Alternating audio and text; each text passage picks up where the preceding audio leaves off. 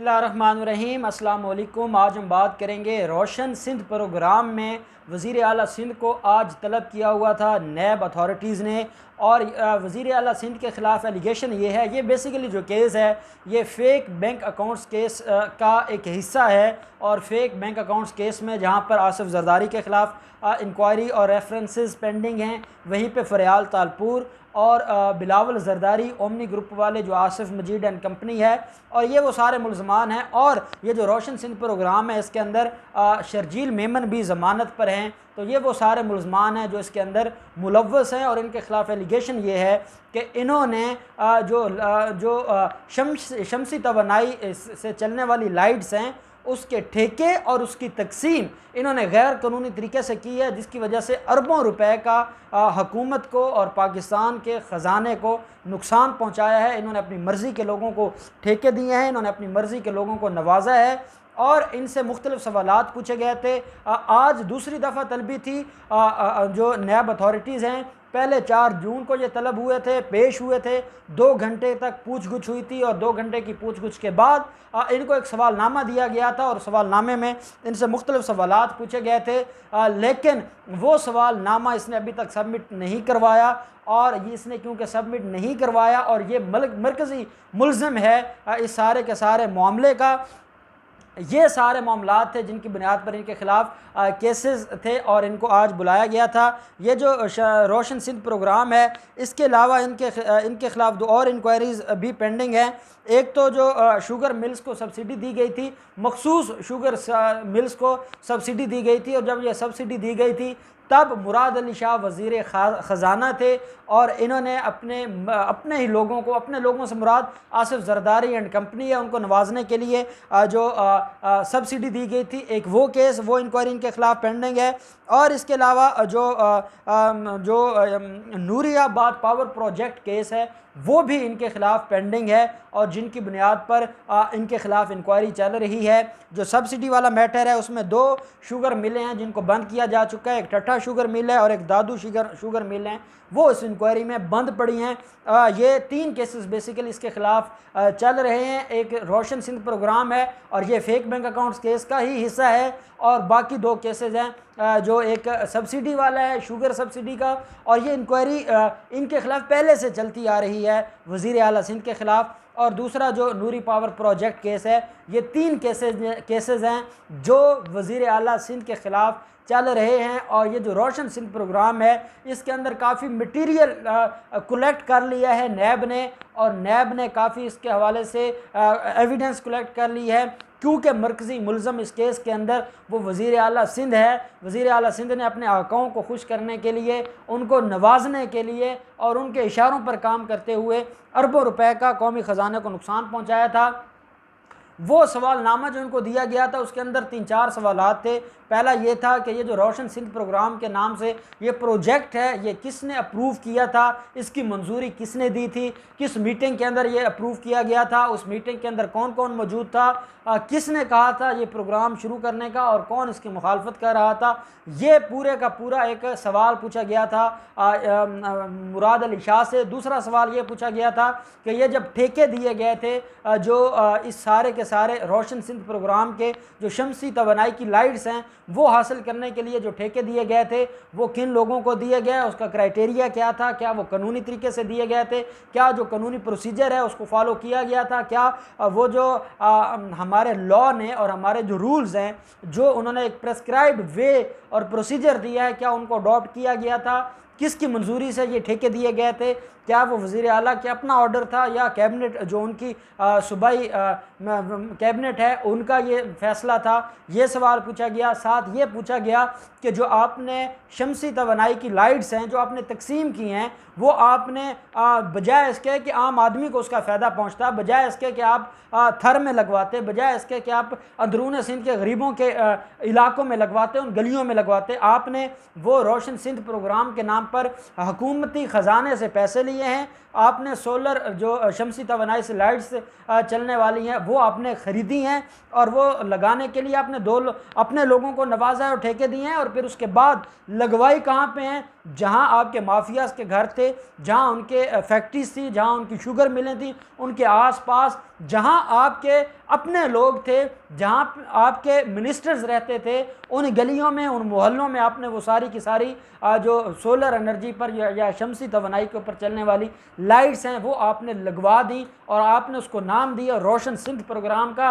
रोशन आप अपने घरों को करते रहे, बजाय इसके कि हम आप आम आदमी के घरों को रोशन करते, उनके मसाइल को देखते, उनकी अंधेरों को दूर करते, आपने ऐसा नहीं किया। ये तीसरा सवाल पूछा गया। और चौथा सवाल ये पूछा गया है कि किसको खुश करने के लिए, किसके हुक्म को फॉलो करने के लिए, किसके अहकामात के ऊपर अमल दरामद करते हुए जो अपने लोगों को कमीशन लेकर ठेके दिए गए वो किसके कहने पर किया गया, और ये जो तकसीम थी इसका प्रोसीजर क्या था, किसकी मंजूरी से ये तकसीम की गई थी लाइट्स। ये सारे के सारे सवालात थे, सवालनामा था। जब 4 जून को 2 घंटे तफ्तीशी अफसर के सवालात का जवाब ना दे पाने के बाद मुराद अली शाह बाहर आए थे, तो मुराद अली शाह ने कहा था कि मुझे मेरे साथ ज़्यादती हो रही है, मुझे सियासी इंतकाम का निशाना बनाया जा रहा है, क्योंकि मैं वफाक को अपने सूबे का हक हासिल करने के लिए वफाक से लड़ता रहता हूँ, इसलिए जो सूबा है, जो वफाक है, वो हमारे ख़िलाफ़ मुख्तलिफ़ तरह की इंक्वायरीज़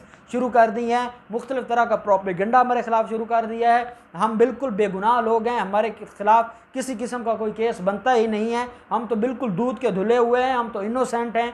ये सारी की सारी तकरीर की थी। और जब मीडिया ने उनसे सवाल किया था कि जो आपको सवालनामा दिया है वो सवालनामे का जवाब आप कब जमा करवाएंगे, तो उन्होंने कहा था कि मैं बहुत जल्द इसको जमा करवाऊंगा और हम कानून के ऊपर, कानून की पासदारी के ऊपर यकीन रखते हैं और हम जल्द अज जल्द अपने ख़िलाफ़ बनने वाली झूठी इंक्वायरी को ख़त्म करवाएंगे या उनको क्लियर करवाएंगे। लेकिन 4 जून से लेकर आज 6 जुलाई है, ना तो सवालनामा जमा करवाया गया है, ना सवालों के जवाब जमा करवाए गए हैं। और आज जब पेश होना था रावलपिंडी नैब अथॉरिटीज़ के पास, तो बहाना ये लगाया कि मैं पेश नहीं हो सकता, मेरे कुछ ऑफिशियल मामलात हैं और उनकी वजह से मैं आज नैब अथॉरिटीज़ के सामने पेश नहीं हो सकता, मुझे एग्जेम्प्ट किया जाए, मेरी हाज़िरी को एग्जम्पशन दी जाए। लेकिन नैब अथॉरिटीज़ ने उनको आज के लिए तो रिलीफ़ दे दिया, लेकिन लंबा रिलीफ़ नहीं दिया और उनको दोबारा परसों के लिए यानी 8 जुलाई के लिए तलब कर लिया है। और नैब अथॉरिटीज़ ने कहा है कि परसों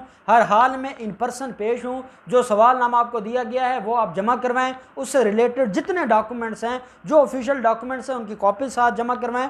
और जो नैब अथॉरिटीज़ हैं वो इस मामले को अब वाइंड अप करना चाहती हैं और इस मामले को मंतकी अंजाम की तरफ लेके जाना चाहती हैं। और मेरे ज़राए ये कह रहे हैं कि रोशन सिंध प्रोग्राम में जिस तरीके से सवालात उठा दिए गए हैं और जिस तरीके से उनको इन सारे मामलात में इन्वॉल्व कर दिया गया है, तो अब मुझे नहीं लगता कि इन मुल्ज़मों को कोई रिलीफ़ मिलेगा। और मुझे ये लग रहा है कि बहुत जल्द वज़ीर आला सिंध भी आपको जेल में नज़र आएगा।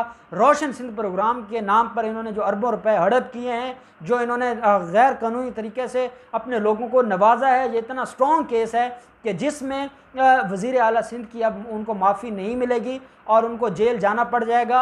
आपको याद होगा साबका चीफ जस्टिस साकिब निसार के दौर में जब JIT बनाई जाती है, वो JIT 35 वालीम पर मुश्तमिल एक रिपोर्ट लेकर आती है जिसमें वो ये बताती है कि किस तरीके से आसिफ जरदारी ने हराम कमाया, चोरी की और वो चोरी करके उसने मुख्तलिफ जाली अकाउंट्स में वो ट्रांजैक्शन की, गैर कानूनी तौर पे ट्रांजैक्शंस होती रही। और उस धंधे के अंदर फरियाल तालपुर उनकी साथी थी, बिलावल जरदारी के जो कंपनीज़ हैं वो उसमें इन्वॉल्व थी, इसके अलावा जो मुराद अली शाह है वो उसके अंदर इन्वॉल्व था, खुर्शीद शाह है वो इसके अंदर इन्वॉल्व था। तो वो पूरे का पूरा गैंग है और ओमनी ग्रुप वाले ये सारे लोग मुलव्वस थे। और इसके अंदर मुराद अली शाह और बिलावल जरदारी का नाम भी ECL में डाला था, जहाँ पे फरियाल तालपुर आसिफ जरदारी का नाम ECL में था। वहीं पे इमरान खान की हुकूमत ने मुराद अली शाह और बिलावल जरदारी का नाम भी ECL में डाला था। लेकिन साकिब निसार को क्योंकि बड़ी शफकत थी और बड़ी मोहब्बत थी बिलावल जरदारी और मुराद अली शाह से, उनका नाम ECL से निकलवा दिया था। आज तक उनका नाम ECL में नहीं है क्योंकि सुप्रीम कोर्ट का ऑर्डर है।